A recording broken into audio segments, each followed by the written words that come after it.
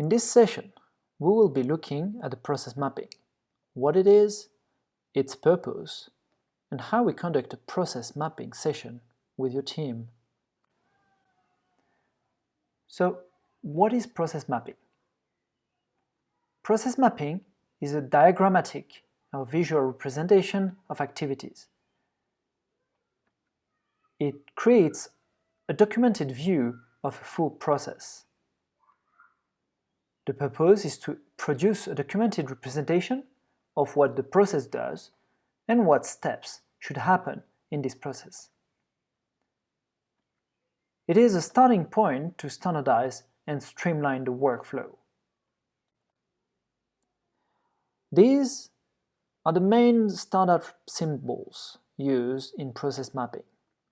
Using these helps create a standard representation of your process and can be read by anyone who had a little bit of training on process mapping. You can use most of them in Microsoft Word as symbols or use the Excel template you can download on our website.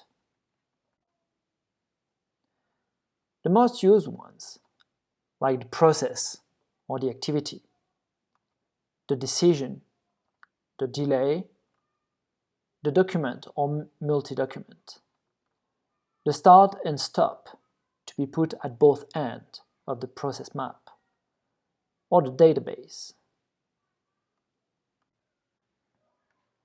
How would you conduct a process mapping session? First, gather the team to work on a process. You need to find people close to the process who understand it in details. People with different points of view is fine, as you're trying to get most details. Use post-it notes of different colors or different shapes. Post-it notes are great to be able to stick them and remove them, put them in a different position. Find a large whiteboard or cover a large wall with some flip chart paper. That way, you can also add information and draw the connectors. Take some time off distraction. It generally takes some time to map processes, and you need to remain focused. If you have a lot of processes, take several sessions, and you will learn from one session to the other. Be critical of your process. Be open-minded and remind the team that it is not a critic of their work, but rather developing a standard view of the process so we can improve it. Therefore, they need to be critical and question it. How to proceed to create process map? First, choose a process. You need to pick one and focus on it. You may have a sub-process or another process bringing inputs into your process, but don't get distracted. Take note of it, and you'll come back to it later. Map the obvious activities of the process. Create a high-level process first, before getting into details. Start with your ideal path, the one that covers about 60 to 80% of your opportunities or parts. Then you'll review and increase with expectations, come back to your process as drawn, and augment it with further details, further loops, and exceptions. Add any expectations you have about your process, what it should be doing as you understand it. Once finalized, take a picture of your work and create the Swimlane process mapping using standard symbols for a neater design. We will come back to it later. Here are some additional tips. Don't hesitate to come back to it later. Your first understanding may evolve, especially when the process was never drafted before. And there are inconsistencies between different stakeholders, or even exceptions to the process. You might need to take some decisions to standardize. Have a separate sub-process if need be.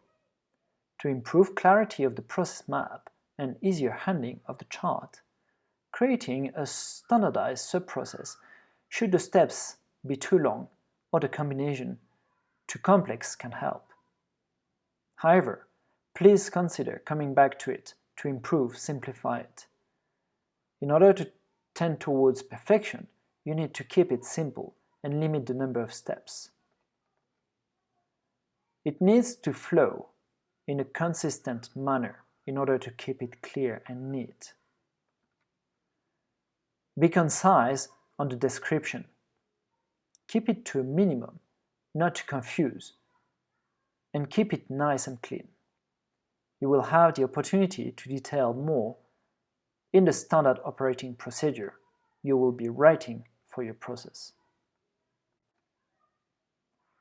Here is a more comprehensive description of the symbols, which you can find on the Swimlane process mapping template available for download on our website. The SIPOC approach is a powerful yet simple technique to get started on your process.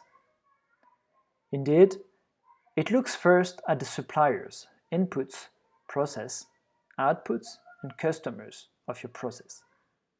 You start by thinking about it to understand where your process starts and ends.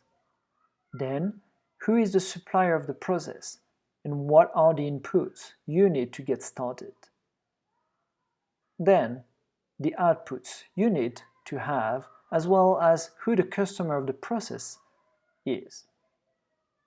You finally get a clear high-level view of your process drafted up and outlines the process requirements and customers' requirements. Here is an example of a SIPOC for an order requisition and procurement process.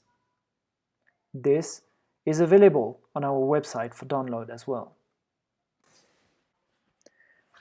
Here you see a high-level view of your process, one you could develop on your SIPOC.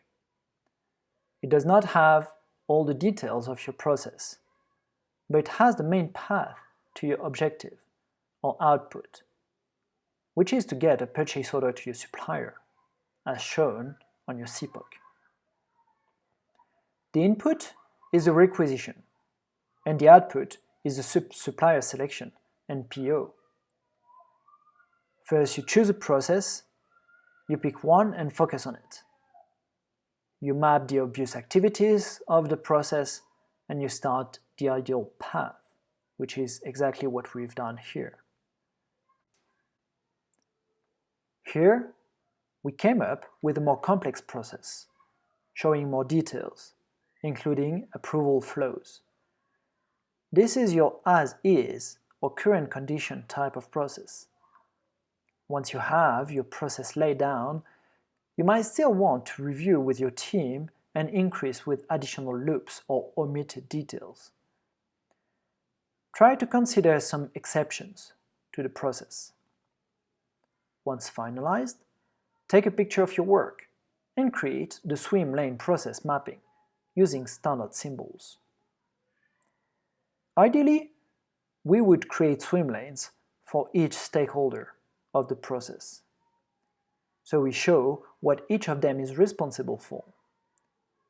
Due to space constraints, we have used colors here to show each actors. Here is how a process map looks like once your work with your team is over. It is quite rough, but this is a brainstorming session and certainly not final. You have drafted the process, used various colors for various symbols, and you have your as-is process. You will need to take a picture of it and then develop a neater version.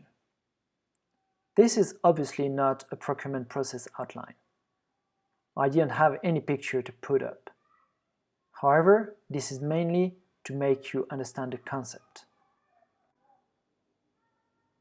You can see how the swim lane diagram makes the process flow nicely, and it shows clearly the responsibilities and actions of everyone involved in the process.